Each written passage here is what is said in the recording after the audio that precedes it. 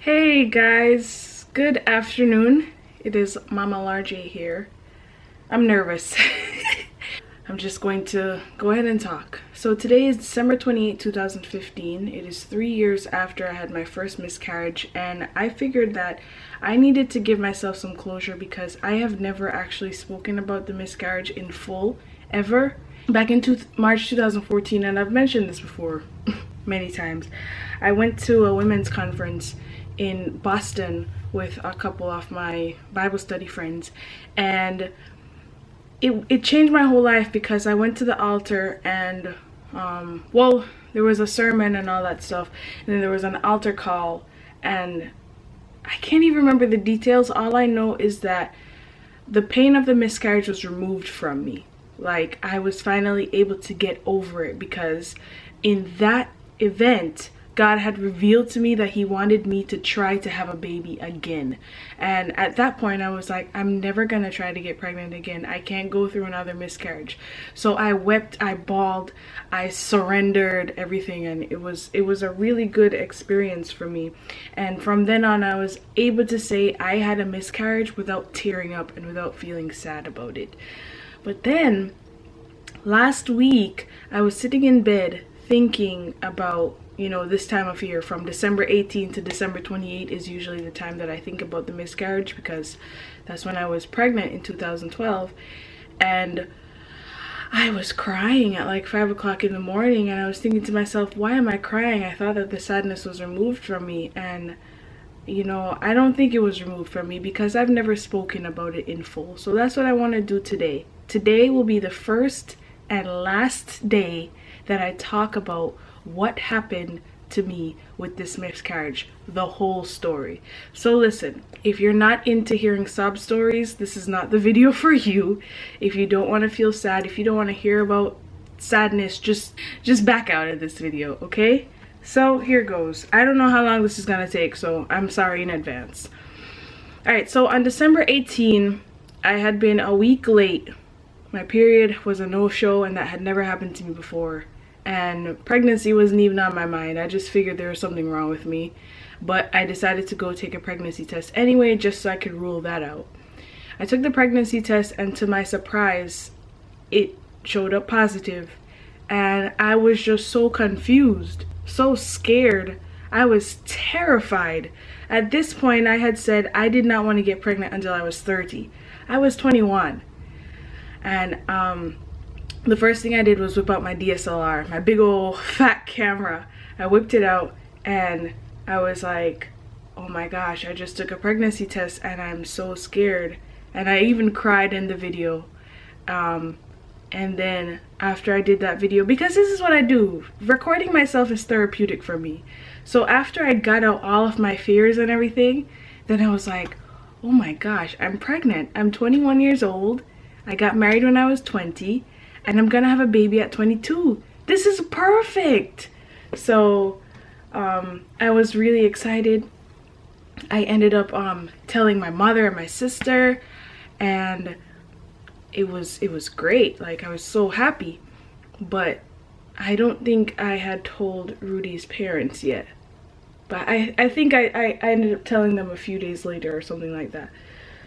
So fast forward to December 28th, 10 days later, I woke up that morning feeling a little funny. I had been hearing about morning sickness, and I just thought that I would not get morning sickness or anything because I was 6 weeks pregnant and I hadn't felt any kind of symptoms. But I woke up that morning feeling sick. I was like, oh wow, this must be morning sickness. So I was going downstairs for some breakfast, and I nearly fell down the stairs because I was so lightheaded, so dizzy. And Rudy's mother is a nurse, so I went to her and I said, I'm not feeling too good. I just don't feel good. And she was like, oh, I don't like this. This is not good. And I said, no, it's fine. I'm 6 weeks pregnant, so that means that my morning sickness is starting. She was like, okay. So she took care of me for that whole morning, and I was just lying down in her bed, in and out of consciousness. I even vomited and everything. She made me some tea. It was really nice of her, and I appreciated her so much for that. And then after a few hours, I think it was like 3 hours later, I finally started feeling better. and she went off to work. So I went back to my own bedroom and I took a nap. I woke up and I was, you know, doing whatever. All of a sudden I had to go pee. So I went to the bathroom and I wiped and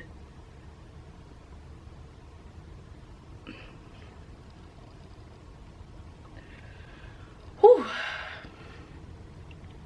I did not want to cry.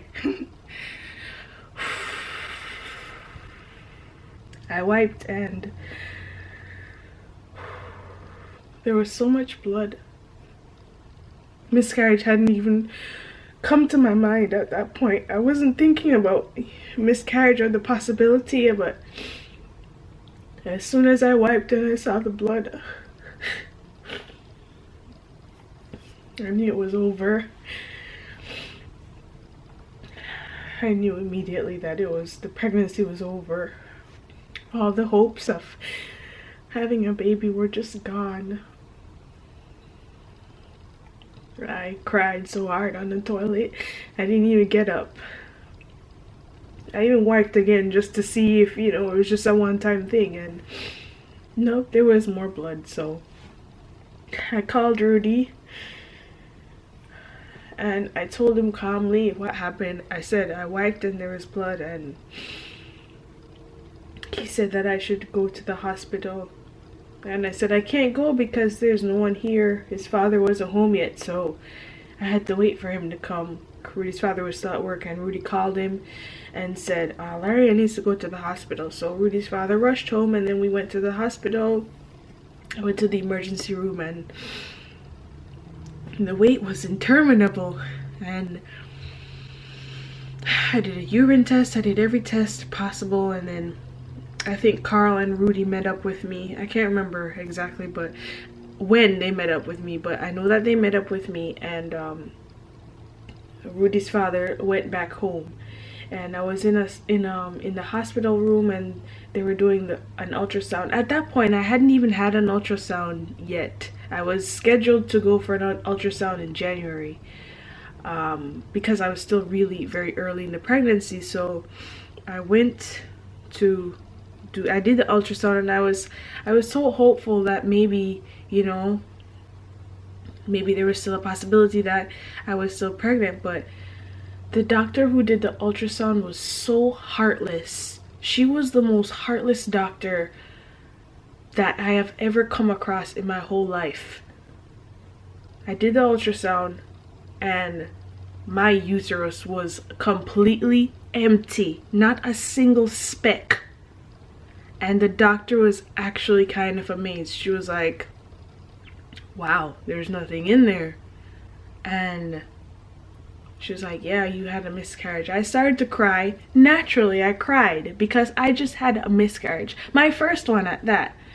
And she was like, you know, there's no reason to be sad, you know? You're young, you can try again and all this stuff. She said that to me. She basically said it's not the end of the world. You're gonna have a baby, you're young. That's not consoling, especially because 2 years later or a year and a half later, I did have another miscarriage. I was like, when she said, I was like, how could you be so heartless? Like, I didn't say that, but I was thinking that. And Rudy and I just drove home after that. I put my clothes back on. We drove back home, and I just cried the whole way home. Walked into the house crying. I didn't say a word to anybody. that was it. I just went into the room and I just kept crying. I didn't stop crying.